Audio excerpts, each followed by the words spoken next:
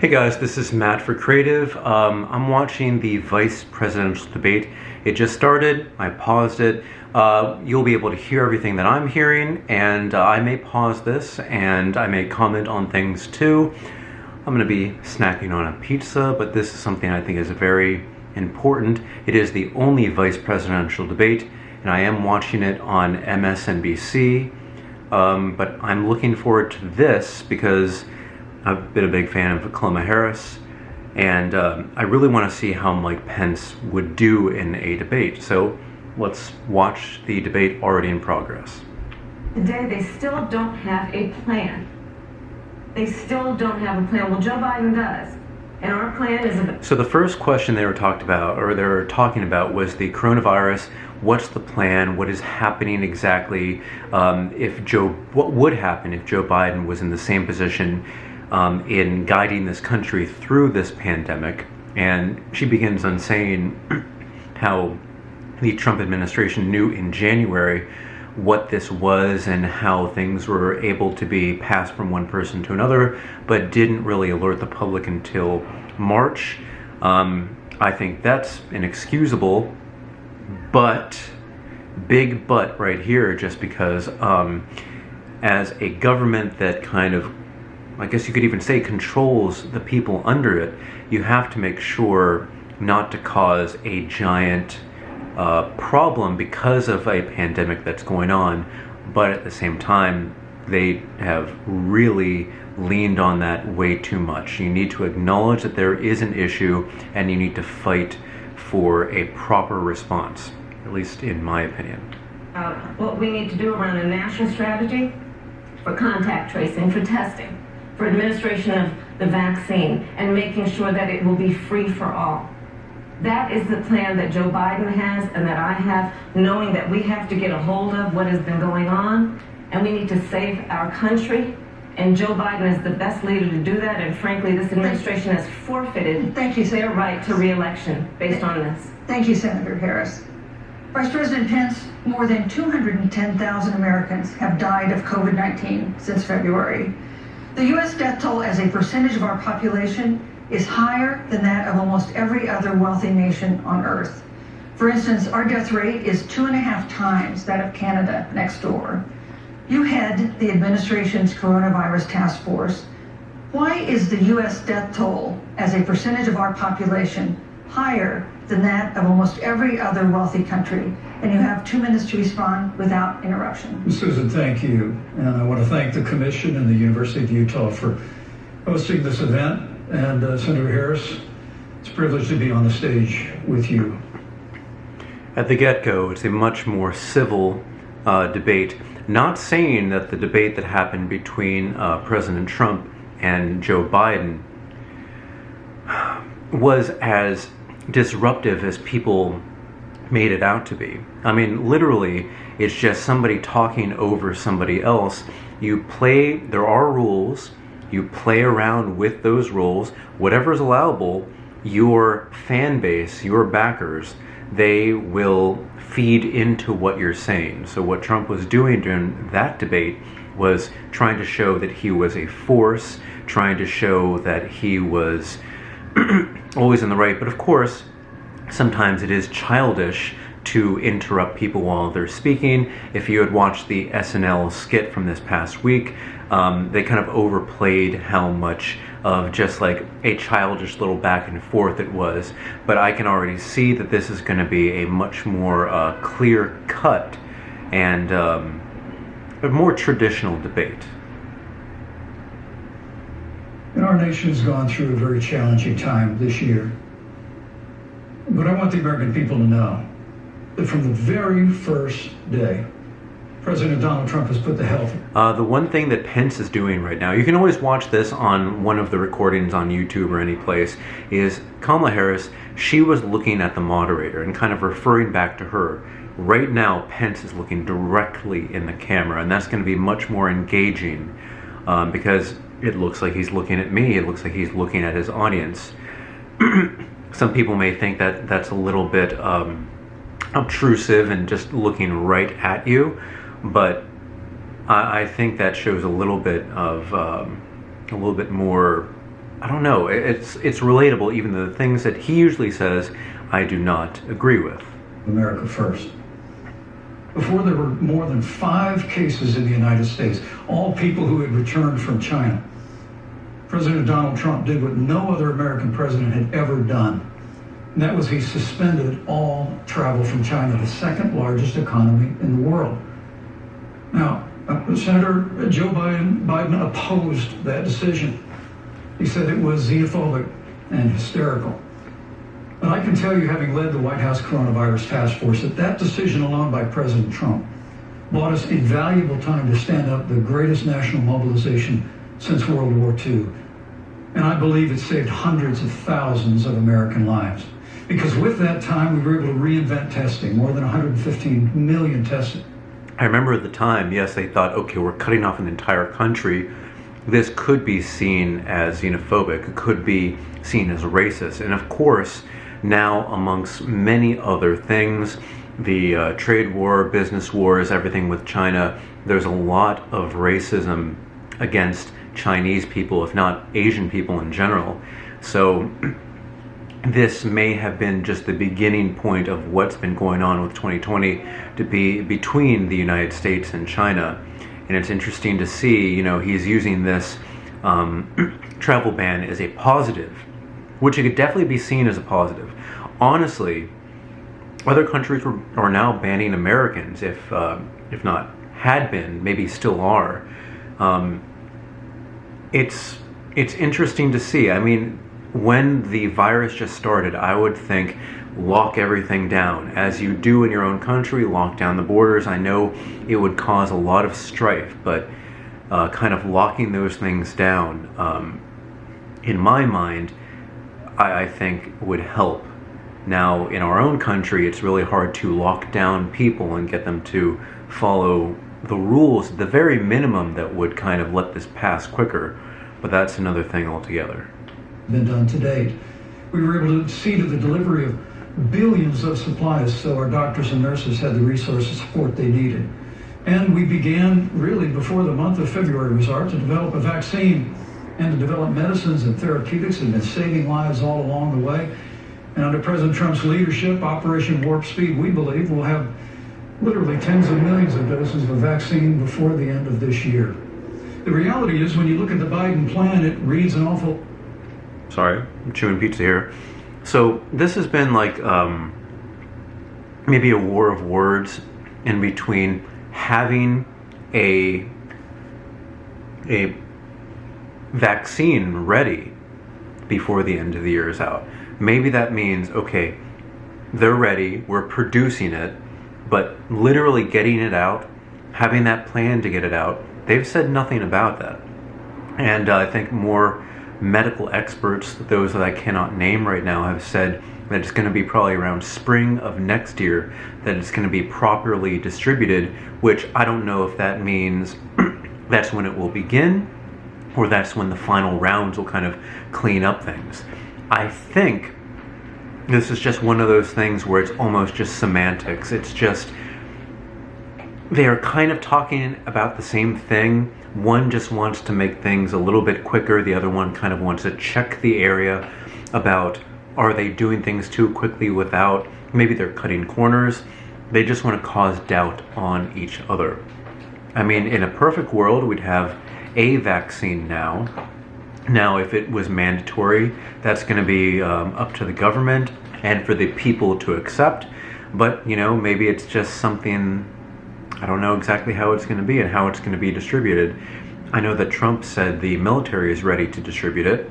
Not exactly sure how that would work or how that would look optically, of course. But like what President Trump and I and our task force have been doing every step of the way. I mean, quite frankly, when I look at their plan that talks about advancing testing, creating new PPE, developing a vaccine, it looks a little bit like plagiarism, which is something Joe Biden knows a little bit about. And I think the American people know that this is a president who has put the health of America first, and the American people, I believe with my heart, can be proud of the sacrifices they have made. It's saved countless American lives. Senator Harris, Would you like to respond? Absolutely. Whatever the vice president is claiming the administration has done, clearly it hasn't worked. When you're looking at over 210,000 dead bodies in our country, American lives that have been lost, families that are grieving that loss. And you know, Before they continue, now this is just my personal opinion. Other people share it, other people oppose it. I feel like the virus, as we learn more about this, we can kind of figure that it does affect a certain type of person, maybe somebody with immunity issues, the elderly, maybe the really young with underdeveloped immunity, but it seems to be okay with the people that are getting it, maybe around my age, younger than me, around my age. The words overblown have been used, overhyped, and while maybe that is true, because it's such a new virus, I always like to err on the side of caution. And even if it is overblown and overhyped, I mean, there are just minimal things that people could do to help things ongoing, which means wear a mask, try to keep separate, just wear a mask. There's absolutely no reason not to. You know, sometimes when I'm biking or running, it kind of restricts my breathing, but these are small prices to pay to protect the people who have a lower immunity than I do and are more susceptible to the virus, which we still know little about but are learning more and more. So while they say and may say in this debate that the virus has been overblown, maybe that's true. It's a possibility, but you have to, again, I believe, err on the side of caution when you're dealing with such a huge population in this country and the entire world too. the vice president is the head of the task force and knew on January 28th how serious this was. And then thanks to Bob Woodward. I think Mike Pence has pink eye in his left eye. Something about the left eye looks pretty unappealing visually. We learned that they knew about it, and then when that was exposed, the vice president said, when asked, well, why did y'all tell anybody? He said, because the president wanted people to remain calm. Well, let's Literally just put a piece of pizza in my mouth. There are so many things that a government should do to quell any kind of hysteria. It is right to say that you don't want to cause hysteria, that you want to calm people, but it's all about the way that you do it. And obviously, they have failed in that because a lot of people feel grief, feel like they've been left out. In business, it's very much the same thing. You want to make sure your employees feel safe, feel secure, so you don't always tell them everything. That's for upper management, that's for the owners, and that's for people that know that can actually do something. That's for them to know. Because if you were to tell all the employees in a business, it would just cause people to be thinking about that all the time, to maybe not being able to do the work that they need to do regularly. But there are certain things and certain times when you do have to tell people. It's really a case-by-case basis. In business, whatever you do, whichever train of thought that you go through to get to an answer to something, if it works, it works. If it doesn't, it doesn't. And maybe sometimes the same thing that you do, it works, it could fail sometimes as well. So it's literally just whatever works, that's literally what worked. So no, but Susan, this isn't Susan. I want to, Mr. Vice President, I'm speaking. I'm speaking. You have 15 more seconds, and then we'll give the vice president a chance to So I want to ask the American people, how calm were you when you were panicked about where you're going to get your next roll of toilet paper? How calm were you when your kids were sent home from school and you didn't know when they could go back? How calm were you? Thank you. So that is the thing. I remember at the beginning, like, businesses weren't ready. Like, let the businesses know that there's going to be an influx of everything. If you knew about things in January and you knew what this was going to do economically to businesses shutting down, now I know it may look like you're pandering and favoring large corporations, but tell the large corporations, order more, order and fulfill and get all of these things ready so that if you go to Target, there will actually be toilet paper there. Because there's so many times when I went there early on, I was like, I don't know what I'm going to get. There's nothing left. I ordered a lot of canned food just to make sure I would have something to eat, because there were days in Manhattan and Brooklyn and New Jersey where there was just nothing. So that was definitely not done the right way. Your children couldn't see your parents because you were afraid they could kill them. Let's give Vice President Pence a chance to respond. Vice President Pence, you have 1 minute to respond. You know, there's not a day gone by that I haven't thought of every American family that's lost a loved one. And I want all of you to know that you'll always be in our hearts and in our prayers. But when you say what the American people have done over these last 8 months hasn't worked, that's a great disservice to the sacrifices the American people have made. But the reality, if I may finish, the reality is, Dr. Fauci said, everything that he told the president in the Oval Office, the president told the American people. Now, President Trump, I will tell you, has boundless confidence in the American people, and he always spoke with confidence that we'd get through this together. But when you say it hasn't worked, when Dr. Fauci and Dr. Birx and our medical experts came to us in the second week of March, they said if the president didn't take the unprecedented step of shutting down roughly half of the American economy, that we could lose 2.2 million Americans. And that's the reality. Thank you. They also said to us, if we did everything right, Susan, we could still lose more than 200,000 Americans. Vice President Now, one Pence. life lost is too many, Susan. But the American people, I believe, deserve credit for the sacrifices that they have made, putting the health of their family and their neighbors first, our doctors, our nurses, our first Thank you, Vice responders. President Pence. Reel him I in. speak up on behalf of what the American people have done. Vice President Pence, you were in the front row in a Rose Garden event 11 days ago at what seems to have been a super spreader event for senior administration and congressional officials.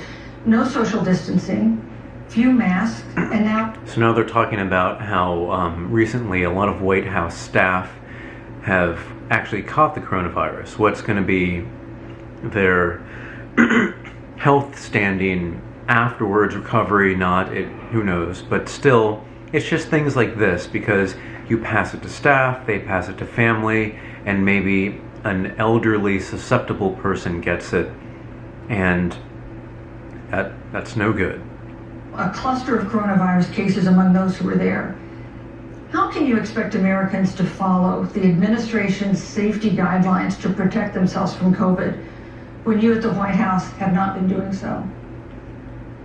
I mean, it's pretty obvious that they are disregarding these because they don't believe it is as serious as people overhype it as, and they're trying to minimize things so that they can reopen the economy sooner, which, as a capitalist society in which we live in here in America, having that economy back up at 100% is essential for what's going to be happening now and years down the line. But again, for me, I err on the side of caution, and I want to make sure that things are done the right way, even if it takes longer. That's just how I like to do things. Well, the American people have demonstrated over the last 8 months that when given the facts, they're willing to put the health of their families and their neighbors and people they don't even know first. And President Trump and I have great confidence in the American people and their ability to take that information and put it into practice. This is one of the first things that I believe he is outright, I don't want to say lying, because he's not really lying about, he could be lying about this, because the way that he presents himself, the way that they have events, they do not care about social distancing. They do not care about the protective masks, anything like that. And their followers clearly do not respect that either. that is just one thing for sure. You can even see a lot of majority, no, I don't even know, you can see at least some followers of Trump and Pence. They just don't care about keeping these little minimum marginal things happening around them, which again are face masks and at least distancing themselves. Height of the epidemic, when we were losing a heartbreaking number of 2,500 Americans a day, we surged resources to New Jersey and New York and New Orleans and Detroit. We told the American people what needed to be done, and the American people made the sacrifices. When the outbreak in the Sun Belt happened this summer, again, Americans stepped forward. But the reality is the work of the President of the United States goes on. The vacancy on the Supreme Court of the United States has come upon us, and the President introduced Judge Amy Coney Barrett. Thank you, Vice President. At that, if I may say, that Rose Garden event, there's been a great deal of speculation about it. My wife Karen and I were there and honored to be there. Many of the people who were at that event, Susan, actually were tested for coronavirus. And it was an outdoor event. Which wrap it all up. of our Come on, let's keep this tight. I want to see all these questions at least posed, President Trump and I not trust the answered. American Politicians people don't to answer make choices in questions. the best interest of their health. Joe Biden and Kamala Harris consistently talk about mandates, and not just mandates with the coronavirus, but a government takeover of health care, Thank you, the Green New Deal, all government mandates, and that means not exactly laws, are something that I personally agree with because it's been shown. And while he says he has faith in Americans to stay separated and all that, people don't do it. It's very clear. Either they just don't care enough because it doesn't affect them, or they don't respect it whatsoever and kind of just want to throw it in the face of people who do respect it. In New York, there are actually people who actually, I think there's a $50 fine up to a $1,000 fine if you don't wear the mask, or if you don't have the mask on and they tell you and then you don't put the mask on, then you'll be fined. I agree with things like that. Just do the bare minimum. There's literally a tiny, tiny inconvenience in wearing a mask.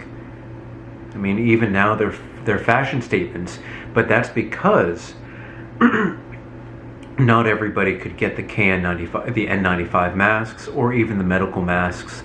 And getting people to do things that are right, it doesn't really work. So there's kind of leeways in saying you can wear bandanas or anything, and those aren't as helpful as those medical grade masks.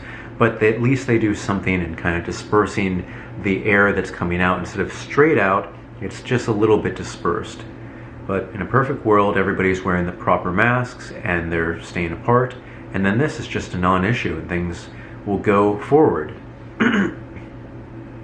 government control. We're about freedom and respecting the freedom of the American people. Let's talk about respecting the American. Freedom, it's earned. You don't, I mean, at least for me, you gotta earn the right to be free. And even in that sense, you're not completely free in this country. You never were. And in this entire world, you're not free to do whatever.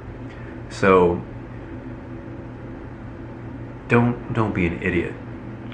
People. You respect the American people when you tell them the truth. You respect the American people when you have the courage to be a leader, speaking of those things that you may not want people to hear, but they need to hear so they can protect themselves. But this administration stood on information that if you had as a parent, if you had as a worker, knowing you didn't have enough money saved up, and now you're standing in a food line because of the ineptitude of an administration that was unwilling to speak the truth to the American people. So let's talk about caring about the American people. The American people have had to sacrifice far too much because of the incompetence of this administration. It is asking too much of the people. Susan, we're talking about it is asking too much of the people. That they would not be equipped with the information they need to help themselves to protect their parents and their children. Kamala Harris, Senator Harris, I'm sorry. That's fine, I'm Kamala. No, Senator Harris to me. For life to get back to normal, Dr. Anthony Fauci and other experts say that most of the people who can be vaccinated need to be vaccinated. But half of Americans now say they wouldn't take a vaccine if it was released now. If the Trump administration approves a vaccine, Curious wording. If it was released now, does that mean you'd get like a half-assed vaccine? Is it that they don't like it because it would be mandatory? Again, the wording of questions, it's always leading towards something. before or after the election, should Americans take it, and would you take it? If the public health professionals, if Dr. Fauci, if the doctors tell us that we should take it, I'll be the first in line to take it, absolutely. But if Donald Trump tells us that we should take it, I'm not taking it. Vice President Pence, there have been a lot of repercussions from this pandemic. In recent days, the president's diagnosis of COVID-19 has underscored the importance of the job that you hold and that you are seeking. That's our second topic tonight. It's the role of the vice president. One of you will make history on January 20th. You will be the vice president to the oldest president the United States has ever had. Donald Trump will be 74 years old on Inauguration Day. Joe Biden will be 78 years old. That already has raised concerns among some voters, concerns that have been sharpened by President Trump's hospitalization in recent days. Vice President Pence, have you had a conversation or reached an agreement with President Trump about safeguards or procedures when it comes to the issue of presidential disability? And if not, do you think you should? You have 2 minutes without interruption. Well, Susan, thank you, although I would like to go back. I think we need to move on well, to the thank issue you, but I would like to go back. Answer Because the question. The reality is that we're going to have a vaccine, Senator, in record time, in unheard of time, in less than a year. We have 5 companies in phase 3 clinical trials, and we're right now producing tens of millions of doses. So the fact that you continue to undermine public confidence in a vaccine, if the vaccine emerges during the Trump administration, I think is unconscionable. And Senator, I just ask you, stop playing politics with people's lives. The reality is that we will have a vaccine. Now, you can almost tell for certain that that line was fed and instructed to be told at some point whenever it came up, and I think that's why he wanted to return this topic, because he did not get to say that line. And that's just politics. I mean, you want that soundbite to be said, and you want it to be picked up by media, no matter when this, whether it works in context perfectly or not. People will cut that little soundbite in, and just they'll play it over and over, playing politics with people's lives. That's definitely done. Both sides have done it, and the line does feel a little bit forced with this, especially since he wanted to return to this topic. And we believe before the end of this year, and it will have the capacity to save countless American lives, and your continuous undermining of confidence in a vaccine is it's just unacceptable. And let me also say, the reality is when you talk about failure in this administration, we actually do know what failure looks like in a pandemic. It was 2009. The swine flu arrived in the United States. Thankfully, it ended up not being as lethal as the coronavirus. But before the end of the year, when Joe Biden was vice president of the United States, not 7.5 million people contracted the swine flu. 60 million Americans contracted the swine flu. If the swine flu had been as lethal as the coronavirus, in 2009, when Joe Biden was vice president, we would have lost 2 million American lives. His own chief of staff, Ron Klain, would say last year that it was pure luck that they did, quote, everything possible wrong. And we learned from that. They left the strategic national stockpile empty. They left an empty and hollow plan, but we still learned from it. And I think the American people, I'm going to say again, can be proud of what we have done. And Senator, please stop undermining confidence in a vaccine. Senator Harris, let me ask you the same question that I asked Vice President Pence, which is, have you had a conversation or reached an agreement with Vice President Biden about safeguards or procedures when it comes to the issue of presidential disability? And if not, and if you win the election next month, do you think you should? You have 2 minutes uninterrupted. So let me tell you, first of all, the day I got the call from Joe Biden, it was actually a Zoom call, asking me to serve with him on this ticket was probably one of the most memorable days of my life. I thought about my mother, who came to the United States at the age of 9. It's a nice story, but this is skirting the question. Answer the question. 19, gave birth to me at the age of 25 at Kaiser Hospital in Oakland, California. And the thought that I'd be sitting here right now, I know would make her proud. And she must be looking down on this. Joe and I were raised in a very similar way. We were raised with values that are about hard work, about the value and the dignity of public service, and about the importance of fighting for the dignity of all people. And I think Joe asked me to serve with him because, I have a career that included being elected the first woman district attorney of San Francisco, where I created models of innovation for law enforcement in terms of reform of the criminal justice system. I was elected the first woman of color and black woman to be elected Attorney General of the state of California, where I ran the second largest Department of Justice in the United States, second only to the United States Department of Justice. And there I took on everything from transnational criminal organizations to the big banks that were taking advantage of homeowners to for-profit colleges that were taking advantage of veterans.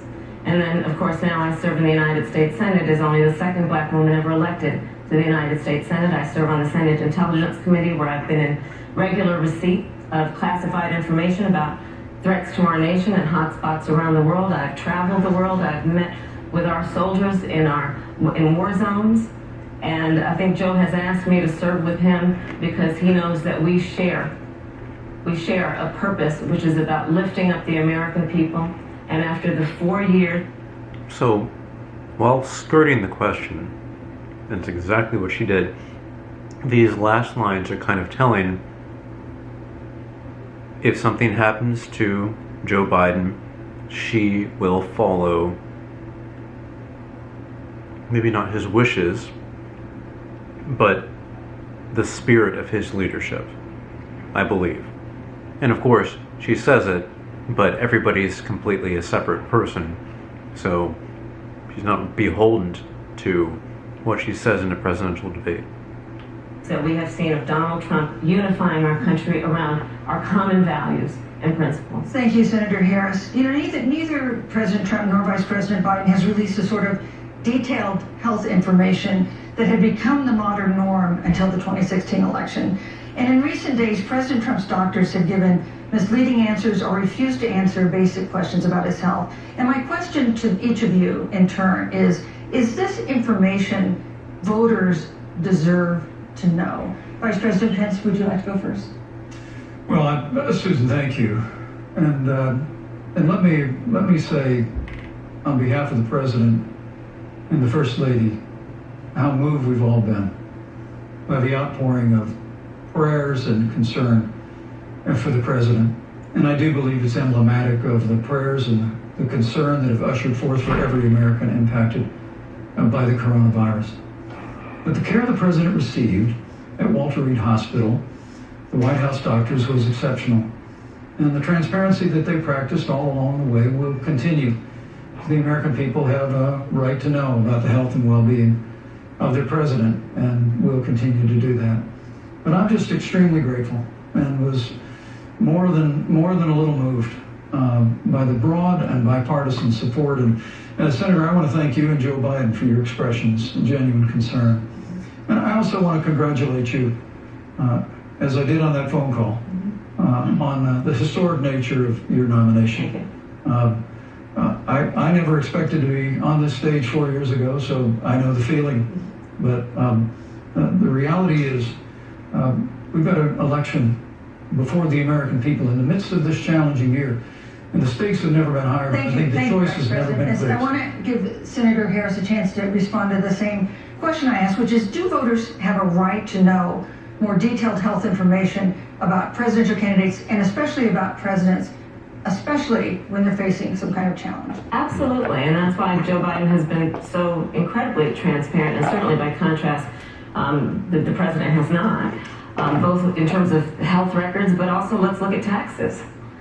We now know, because of great investigative journalism, that Donald Trump paid $750 in taxes. Squeezing that right in there. When I first heard about it, I literally said, "You mean $750,000?" And it was like, no, $750.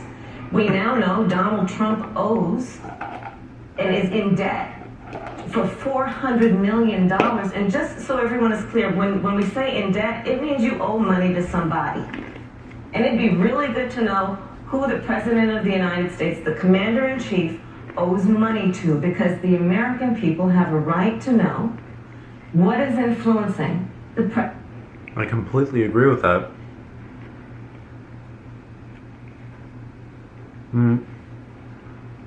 Sorry about the chewing. I completely agree with that, because this is a really easy way to find out where some money comes from. There's a lot of people who donate money and they do it in mass through corporations. A lot of people are doing it once, so there's no way to really investigate it. This is a good way to pinpoint who could be influencing a world leader, because definitely money has a huge part of it. President's decisions, and is he making those decisions on the best interest of the American people, of you, or self-interest?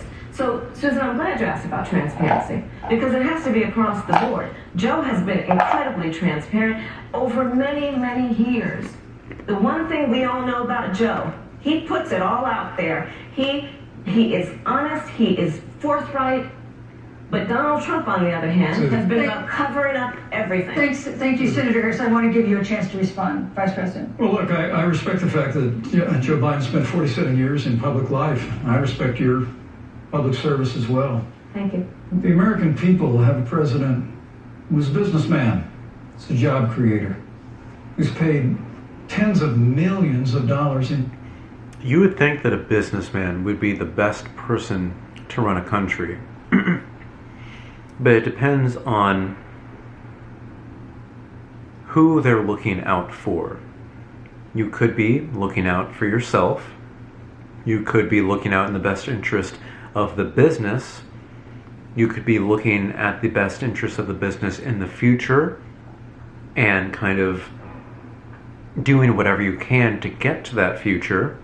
If you have investors, you have to do whatever you can to make those investors happy, because they more or less own the company. There's a lot of things that a good businessman can do well in politics, but the type of businessman that Donald Trump has seen to be, that's somebody that I honestly can't see where the goal is outside of him benefiting maybe himself after he is president and the people around him. Because I really don't see him doing this because he loves America. He's an American citizen, and I don't know if he likes the country or not. He most likely does, because the way that he can work with the tax laws and pay $750 in taxes, I'm sure the system works well for him, and he must appreciate that. But I do believe that as a businessman, he is using this position as president to benefit himself as a businessman. Because when he's done being president, he goes back to being a civilian businessman. Taxes, payroll taxes, property taxes. He's created tens of thousands of American jobs. And the president said those public reports are not accurate. And the president's also released literally stacks of financial disclosures the American people can review just as the law allows. But The distinction here is that Joe Biden, 47 years in public service, compared to President Donald Trump, who brought all of that experience 4 years ago. Thank you, Vice and turned this economy around by cutting taxes, rolling back regulation, Thank you, Vice President. energy, fighting for free and fair trade, and all of that's on the line if Joe Biden and Kamala Harris. You know, that's a good segue into our third topic, which is about the economy. This has been another aspect of life for Americans that's been so affected by this coronavirus. We have a jobs crisis brewing. On Friday, we learned that the unemployment rate had declined to 7.9% in September, but the job growth had stalled, and that was before the latest round of layoffs and furloughs in the airline industry at Disney and elsewhere. Hundreds of thousands of discouraged workers have stopped looking for work. Nearly 11 million jobs that existed at the beginning of the year haven't been replaced. Those hardest hit include Latinos, blacks, and women. Senator Harris, the Biden-Harris campaign has proposed new programs to boost the economy, and you would pay for that new spending by raising $4 trillion in taxes on wealthy individuals and corporations. Some economists warn that could curb entrepreneurial ventures that fuel growth and create jobs. Would raising taxes? It could. It could very well reduce the person who wants to create a business. But for me, if I create a business right now, it's not going to be a huge business to begin with. I will start small, work my way up, and eventually reach those pinnacles if everything works out right, if I do everything right. Would I feel discouraged knowing that in the future I have to pay more and more and more taxes? Maybe a little bit. Maybe it's something that I'll have to kind of prep myself, but as a good business person, I'm going to get myself ready for that. And as any good business person would, they're going to be ready for however the tax bracket is at that point, or however how much in taxes they'll have to pay. But a lot of people aren't good, decent business people. They are just looking for a quick buck. And in that sense, that's very restrictive, and maybe it would reduce that kind of entrepreneurship, which does feed into the economy, whether it be good or bad. Put the recovery at risk, and you have 2 minutes to answer uninterrupted. Thank you. On the issue of the economy, I think there couldn't be a more fundamental difference between Donald Trump and Joe Biden. Joe Biden believes you measure the health and the strength of America's economy based on the health and the strength of the American worker and the American family. On the other hand, you have Donald Trump, who measures the strength of the economy based on how rich people are doing, which is why he passed a tax bill benefiting the top 1% and the biggest corporations of America, leading to a $2 trillion deficit that the American people are going to have to pay for. On day one, Joe Biden will repeal that tax bill. He'll get rid of it. And what he'll do with the money is invest it in the American people. And through a plan that is about investing in infrastructure, something that Donald Trump said he would do. I remember hearing about some infrastructure week. I don't think it ever happened. But Joe Biden will do that. He'll invest in infrastructure. It's about upgrading our roads and bridges, but also investing in clean energy and renewable energy. Joe is going to invest that money in what we need to do around innovation. There was a time when our country believed in science and invested in research and development, so that we were an innovation leader on the globe. Joe Biden will use that money to invest in education. So for example, for folks who want to go to a 2-year community college, it will be free. If you come from a family that makes less than $125,000, you'll go to a public university for free. And across the board, we'll make sure that if you have students... That's great. I've always been in the camp where if you're learning, you're learning. If you have a degree, that's great. If you don't, it may be hard to tell if you're qualified for a job without a specific degree, but then again, you can get certified in something, and maybe you can amass a lot of smaller certifications to help you on your way to being more respected in whatever field that you want to be. paying so much money for these big schools, private schools, are like, what is it, $40,000 a semester. It's a lot. It's a lot of money. And again, I can literally go on my iPad. I can look at Coursera. I can take courses. I can learn from reputable places. I can do this now. I think this 2-year college, so you can kind of bridge the gap of having a degree, having it be respected. I think that would definitely help for people coming from less means than others. Student loan debt is cut by $10,000. That's how Joe Biden thinks about the economy, which is it's about investing in the people of our country as opposed to passing a tax bill, which had the benefit of letting American corporations go offshore to do their business. Thank you, You're Senator welcome. Harris. Vice President Pence, your administration has been predicting a rapid and robust recovery, but the latest economic report suggests that's not happening. Should Americans be braced for an economic comeback that is going to take not months, but a year or more? You have 2 minutes to answer uninterrupted. When President Trump and I took office, America had gone through the slowest economic recovery since the Great Depression.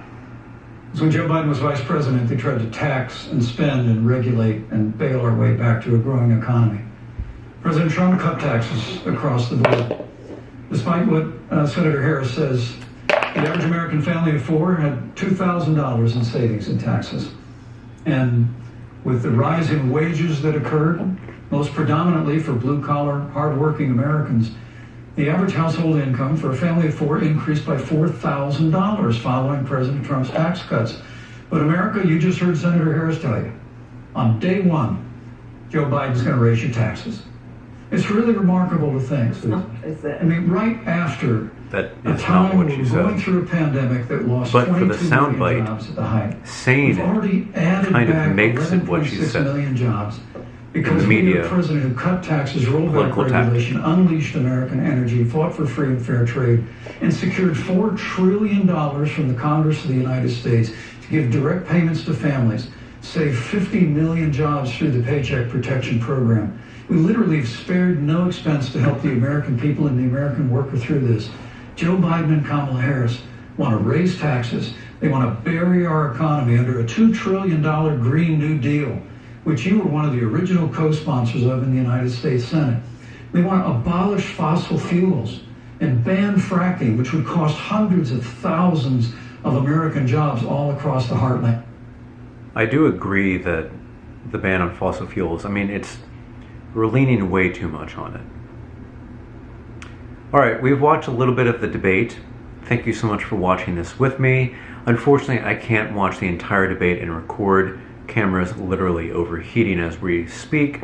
But thank you so much for watching. If you want more of this, hit like, watch, tell your friends, and hopefully we can have a discussion again soon because we have under 30 days until the election. This is a very important time to talk about politics in general, and I think the vice presidential debate has been really interesting so far, and we'll see how the rest of the time go. It's literally just been 1/4 of the debate as I've been pausing this. But alright guys, thank you again for watching, and I'll see you next time.